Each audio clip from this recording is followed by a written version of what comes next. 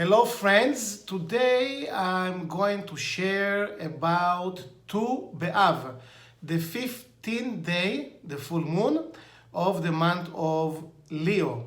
It's one of the most powerful days of the year, and we're going again to use some of the study of the 10 luminous emanations, the 10 sefirot, to explain about this day. Tu B'Av, the full moon of Leo. And really to understand better, I'm going to use the book Beloved of My Soul.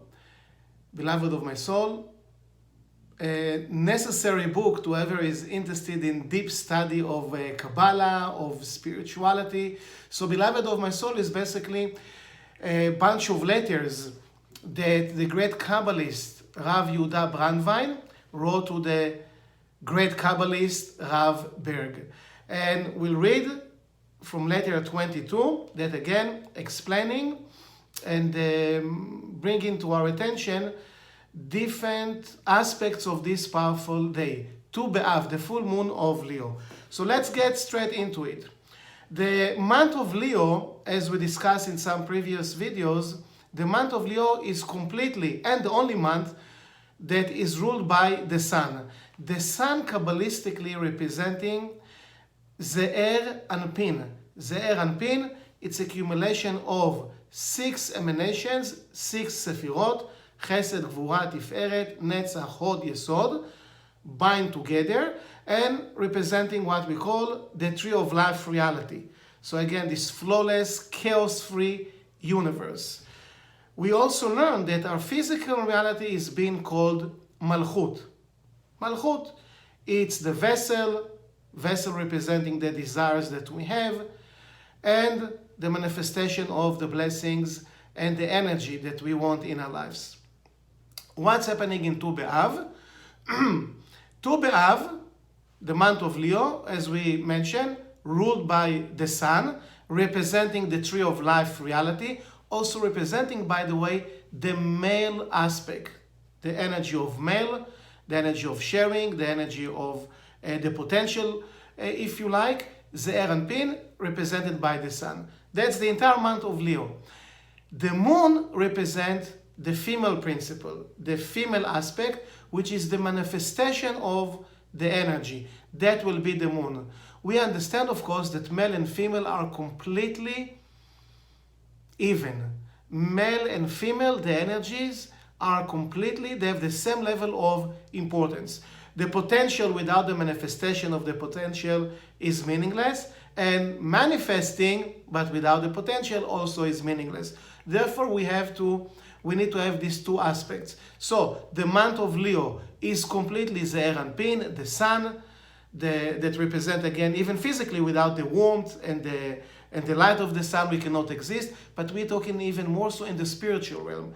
And the full moon, as the name indicates, the full moon, the singular day that we have in each and every month, that the moon is full, meaning our souls, our vessels, are ready to manifest the energy. But we have only one day. We have only one day during the year, only one day, that will be the full moon of Leo, that we have both together, the male and the female aspect. The sun and the moon completely connected only during the full moon of Leo. Therefore, many calling this holiday Tu B'Av Chag HaAhava, the holiday of love. So we're not talking only about soulmates in a romantic way, that will be great as well, but we're talking about any connection, and of course the most powerful connection between us and the light force of the Creator.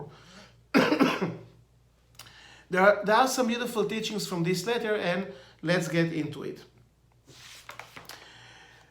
כתוב במשנה, Rav Brandwein is saying, this great Kabbalist wrote in this letter 22, again in the book Beloved of My Soul.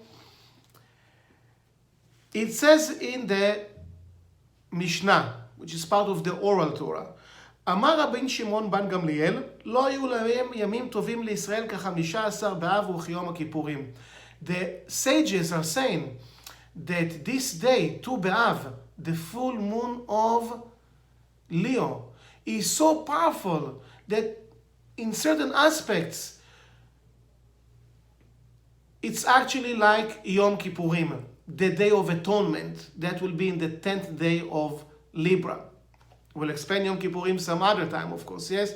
But the Day of Atonement, it's a day of cleansing, of transforming completely the energy from negative energy, from painful energy, into great light and great happiness. And it says that Tu B'Av, the full moon of Leo, has the equivalent impact. And the Kabbalah is asking why. Well, the first reason we already understand. Yom Kippurim, the Day of Atonement, it's the 10th day of Libra, and we'll speak about it in the future. But this day, Tu B'Av, the sun and the moon together. But then, in the letter, it gets here into a deeper explanation. It says that back then, in the old days, the women of Jerusalem and the area of Jerusalem, the single women, those that are not married yet, used to go out to the vineyards. Beautiful story. Used to go out to the vineyards and dress up in white and dancing in circles. The women, the unmarried women, they will go out to the vineyard, dancing in circles, dress up in white, and they will actually borrow one woman from another. They will borrow from each other the different outfits or white dresses, however you want to call it. And why? Because now the single guys are coming, the unmarried guys, and they're looking, and they didn't want, the females, the women, they didn't want to reveal who is coming from a rich family, from a poor family, from somewhere in the middle. So when the guys are looking, oh, she's coming from a rich family, look at the white dress she has. This is a fancy schmancy dress, right?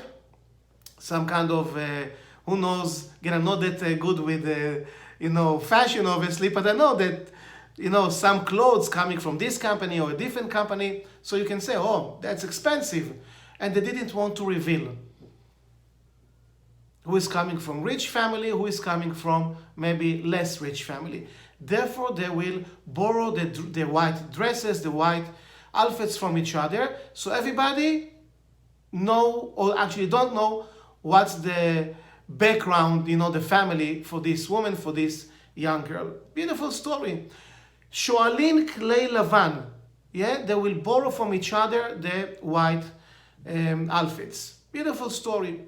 And again, as we mentioned, in the vineyards, also dancing in circles.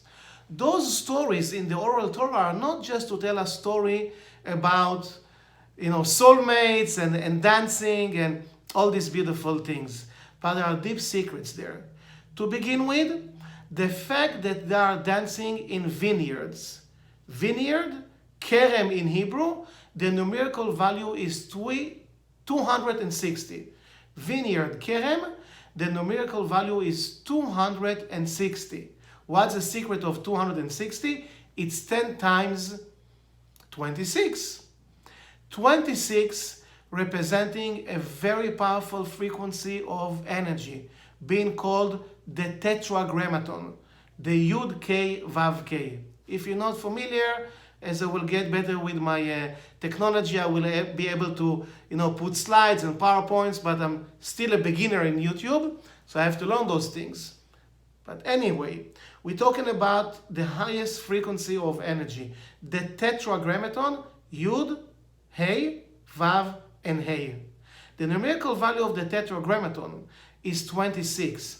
We're talking about 10 times 26, that will be again 260. It means the light is being revealed through the entire structure of the tree of life. 10 times tetragrammaton. That's the vineyard. The fact that they are dancing in circles, what does it mean? In Hebrew, the word circle or dancing in circles is machol.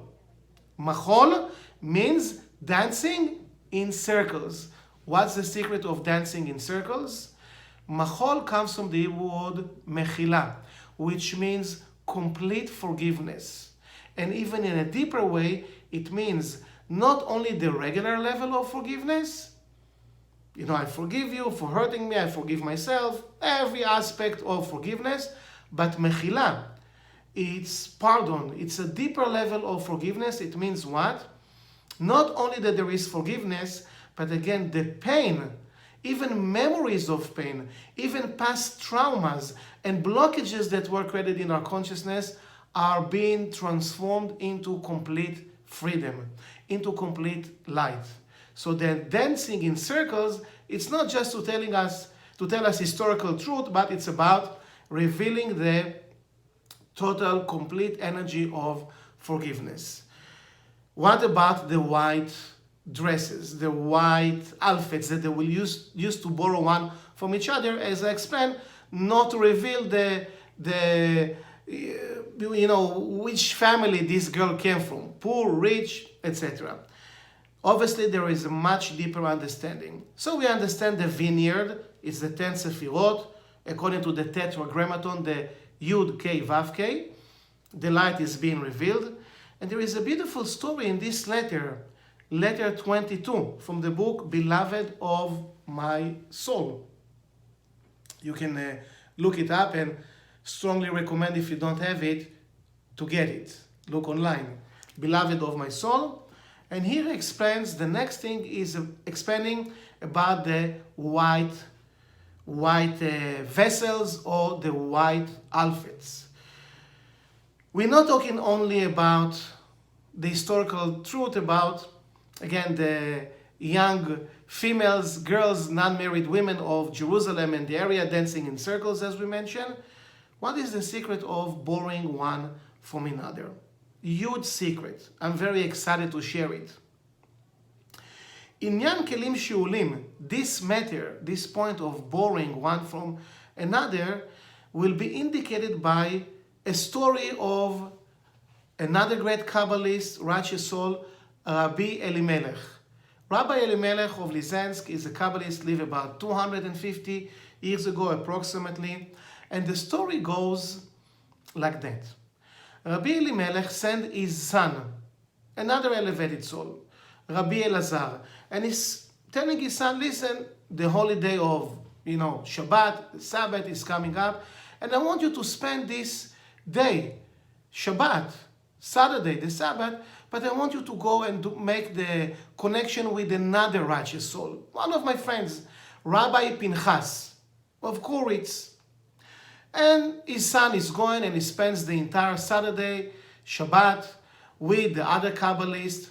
And this Kabbalist, Rabbi Pinchas, is treating him like a regular person. And he was kind of, unhappy about it. I'm a son of a great Kabbalist, a great righteous soul, so maybe he was expecting some, extra attention and to get some energy there. And this Kabbalist treated him like any other student, any other member of the community.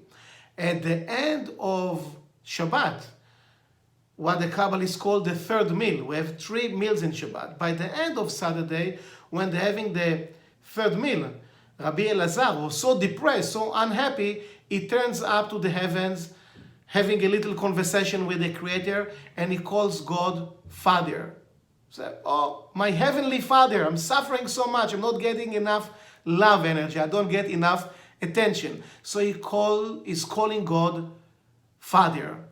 At that point, the Kabbalist turned to him and he says, why are you calling God Father? You're not a son. Meaning, you don't have these close relationships with God, with the light force of the Creator, like a father and a son. In many spiritual teachings, people relate to us, humanity, each one of us, as the children of God. And it's true.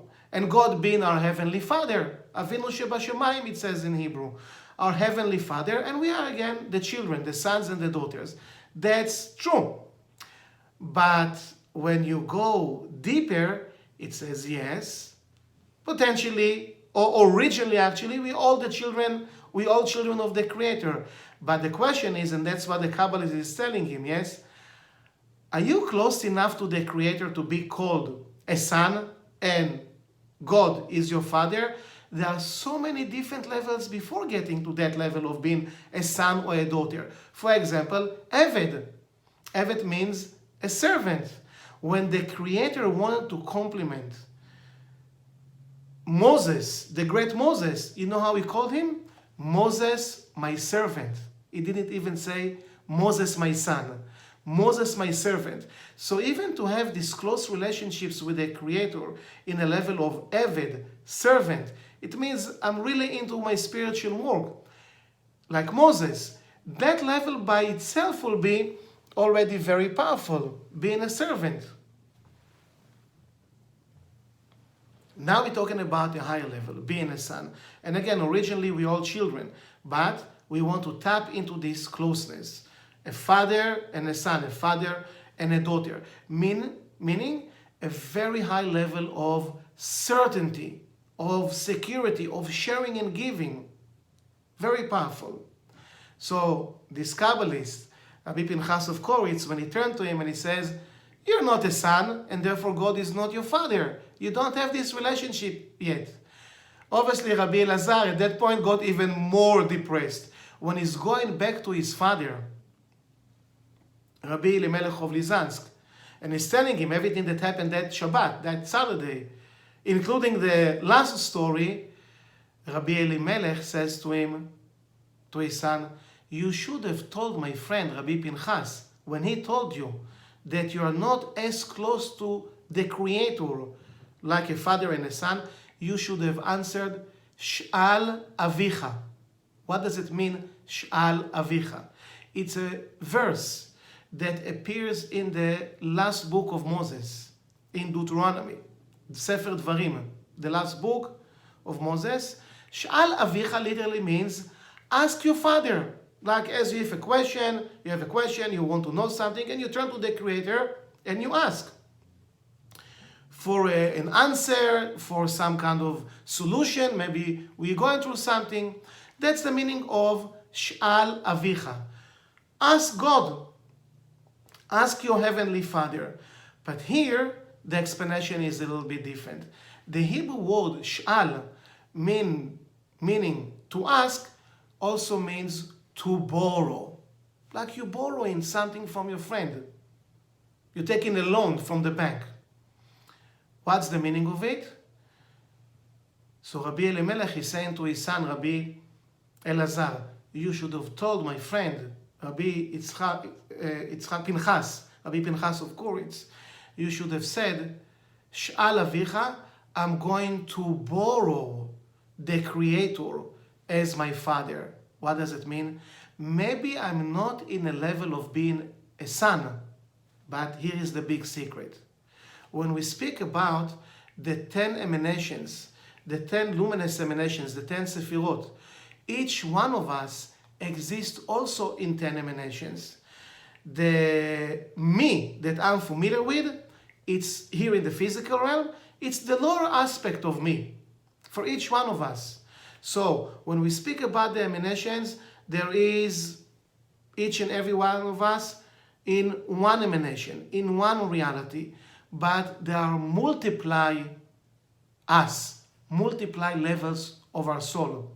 And what it says here, what the Kabbalists explain in this letter, is basically that you can borrow, for each one of us, we can borrow the energy from the perfected self, from a higher level consciousness of my soul, from my original dimension of my soul, the one that was never corrupted, the one that never created any negative energy and never got hurt by any situation or by any other person. The perfected me, you, the other person, the perfected us already exist. What's the magic of Tu B'Av? One of the magical things about Tu B'Av, we can borrow from the higher us, from higher dimensions of our soul that exist since the day of creation. Maybe we didn't tap into it yet because we're still here in Malchut, but it does exist in higher sefirot, in Yesod, in Hod, in Netzach. It does exist, higher levels of our souls. And therefore, the amazing answer that Rabbi Elimelech is telling to his son, yes, maybe you don't have this level of sharing, of caring, of love to the other individual. Maybe because you don't have this level of sense of security and trust and certainty. Maybe you are not there yet in that level of malchut, but there is the perfected you. It does exist in your soul. And you can say, you know what? I'm not there yet, but I'm there already also. I'm not there yet in this limited reality of time, space, and motion, but in higher emanations, higher sefirot, higher dimensions of my soul. Beyond time, space, and motion, I'm actually already there. And I can borrow energy and pay it later, little by little, as I'm doing my spiritual work. But that's what it says. כשחזר רבי אלעזר, when he came back to his father, אמר לו רבי אלימלך, he told him, you should have told my friend, שאל אביך, I can borrow the perfected self and tap into higher levels of consciousness, of connection. It's a big, big secret. That spiritual technology, as is being revealed, is good for every day. Every time you face a challenge, a difficulty, and you don't know what to do, this is one of the techniques that you can use. You borrow from the higher self. You borrow from higher level of consciousness that already exists within us. In Tu B'Av, the full moon of Leo, the connection is even more powerful. You can always use this, but in Tu B'Av, when we have the combination of the sun and the moon, the male and the female aspect completely connected, we can borrow from the perfected self and tap into a different reality altogether. So, we read from letter 22, Beloved of my soul, part of it. There are more secrets there. If you're interested, look it up. Maybe I will put a link where you can get this book in the description later. And thank you for watching. Subscribe if you didn't yet. If you like it, like it. If you think more people might be interested in it, share it with others. Thank you very much. And we'll see you soon. Bye-bye.